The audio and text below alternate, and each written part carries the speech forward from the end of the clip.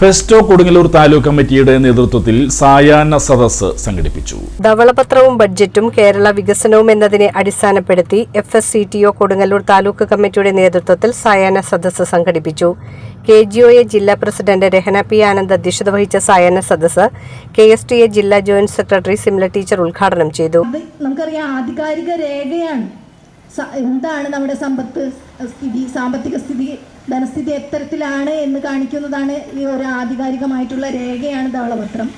പക്ഷേ LDFന്റെ കാലത്ത് ഈ ധവളപത്രം കൊണ്ട് ഇനി മുന്നോട്ട് എങ്ങനെയായിരിക്കണം, നമ്മുടെ സാമ്പത്തിക സ്ഥിതി അവലോകനം ചെയ്തുകൊണ്ട് നാം എത്തരത്തിലൊക്കെ മുന്നോട്ട് പോകണം, ക്ഷേമ പ്രവർത്തനങ്ങൾ, വികസന പ്രവർത്തനങ്ങൾ ഇതൊക്കെ എത്തരത്തിൽ നടത്തണം എന്നതിൻ്റെ ഒരു രേഖയായിട്ടാണ് ഇതിനെ കാണാറ്.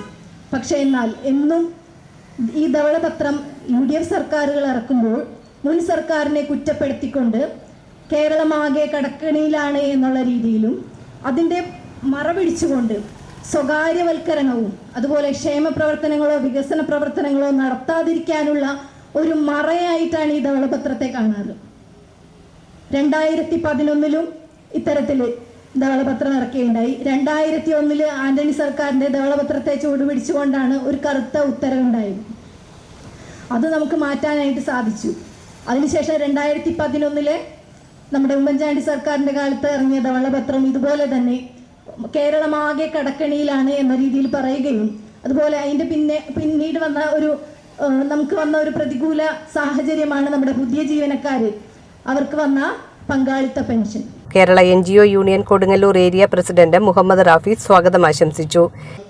അത് ഏതെങ്കിലും വ്യക്തിഗതമായിട്ട് കാണേണ്ട ഒരു കാര്യമല്ല, മറിച്ച് ഇവിടുത്തെ വിദ്യാലയങ്ങൾ എങ്ങനെയാണ് പ്രവർത്തിക്കുന്നത്, ആ വിദ്യാലയങ്ങളെ പ്രവർത്തിപ്പിക്കാൻ ആവശ്യമായ മൂലധനമാണെന്നും ഇവിടുത്തെ ആരോഗ്യ സംവിധാനങ്ങൾ, ഇവിടുത്തെ ഡോക്ടറും അനുബന്ധമായിട്ടുള്ള ആരോഗ്യ മേഖലയിലെ ജീവനക്കാരും ഇവിടുത്തെ ആരോഗ്യ സംവിധാനത്തെ മെച്ചപ്പെടുത്താനായിട്ടുള്ള മൂലധനമാണ് എന്നും തിരിച്ചറിയാതെ ഇവിടുത്തെ ജീവനക്കാർക്കും അധ്യാപകർക്കും നൽകുന്ന ശമ്പളവും പെൻഷനുമാണ് ഈ സംസ്ഥാനത്തിന്റെ പ്രധാനപ്പെട്ട സാമ്പത്തിക പ്രതിസന്ധിക്ക് കാരണം എന്ന് പറഞ്ഞുകൊണ്ടാണ് ജീവനക്കാരെ ശത്രുപക്ഷത്ത് നിർത്താനായിട്ട് ഈ സർക്കാർ വരുന്നത്.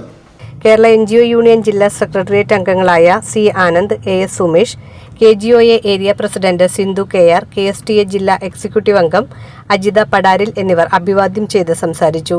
KSTA area secretary Akhilesh master, Kerala NGO union area treasurer Sheeja MJ, joint secretary KP Prashobh, Sinitha എന്നിവർ നേതൃത്വം നൽകി.